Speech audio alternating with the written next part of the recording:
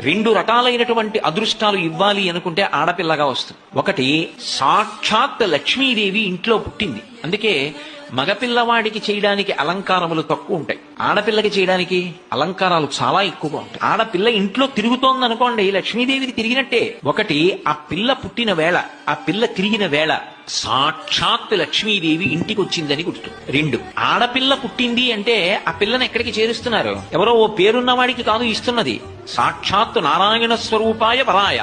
ఆ వరుడు నారాయణ స్వరూపుడు. ఇప్పుడు లక్ష్మిని నారాయణుడి పక్కకి చేర్చారు.